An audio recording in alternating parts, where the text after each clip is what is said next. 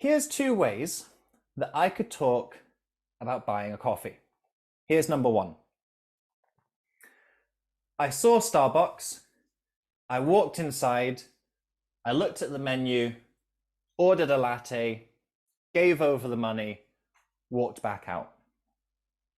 That's one way I could tell the story. Number two, the crisp autumn air was tickling my cheeks. I saw Starbucks in the distance and thought, that's exactly what I need. I walk in and I hear the soft jazz wafting through the air. I hear the peck, peck, peck, peck of fingers on typers. I smell that sweet aroma of pumpkin. It's seasonal latte time. I go up to the counter, look at the options. Can I have a tall pumpkin spice latte, please? Certainly, the cheerful Starbucks barista helps me out. Can I take a name for that? David. Within a few moments, I can feel the heat of that pumpkin spice latte, even through my mittens. I leave the store again, sucking down that sweet deliciousness of pumpkin. Which version was better? One or two? It was two, right? Okay. Of course it was two. Why was it two?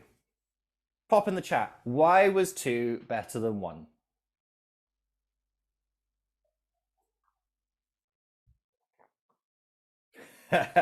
Yeah, could have added some conscious in there as well. How many calories does the tall pumpkin spice latte have again? Oh God, that's basically like eating a sandwich. An eye doctor, one or two, yeah. Hans, more emotional. Magla, you made me want the latte. Oh, Starbucks should be giving me a commission for this session. Rebecca, tease the senses. Yes, I'm going to come back to that, Rebecca. Lovely. Kathleen helped us to visualize. Em included passion in the second one. Vanessa tapped into my senses. Scott, it was descriptive. Using the imagination, using senses. Yes, yes, yes. So a lot of you are hitting this right on the nail. When it comes to describing your story, you've got to involve the senses. So you think of all those different senses that I had there.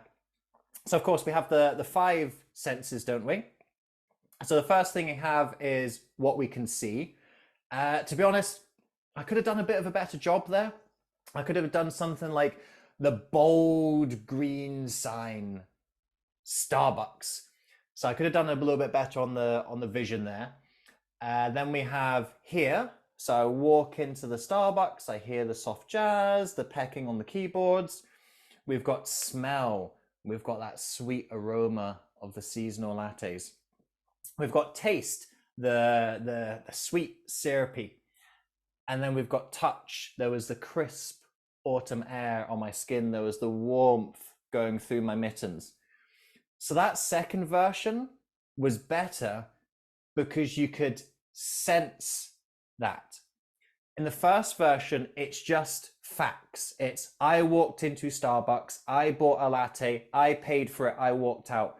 All of that is just thinking. It's all very logical, all very rational. We don't connect with people head to head.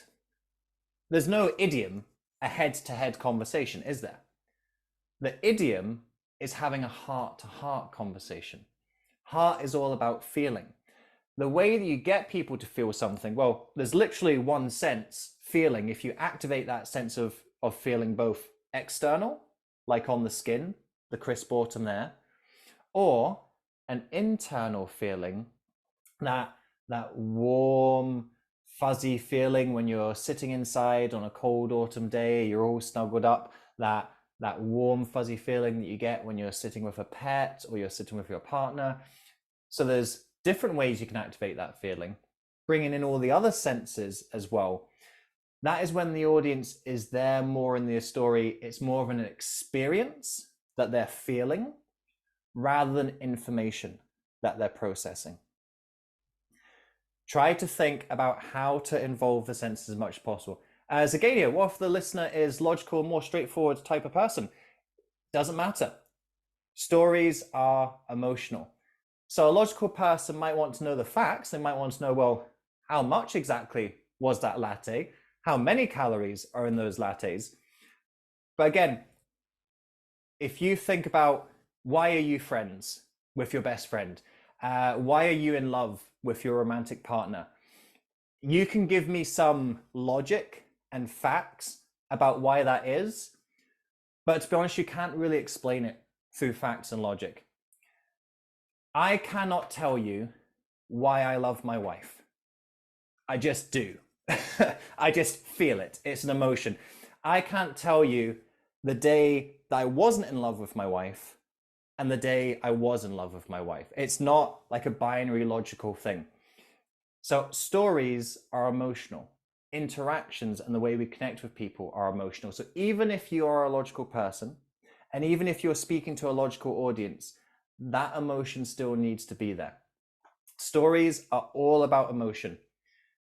Even our decision making. So again, if you read something like Thinking Fast and Slow by Danny Kahneman, we think we make decisions based on facts and logic. We actually make decisions based on emotion, and we justify it with fact and logic. So our logical brain takes over and gives us the reason why we did something, but usually there's an emotional reason behind it. So that's why we focus a lot more on the emotions and the feelings in a story rather than the facts and logic, even if we're logical, even if we're speaking to someone logical. But yeah, great point to bring up about the logic and facts.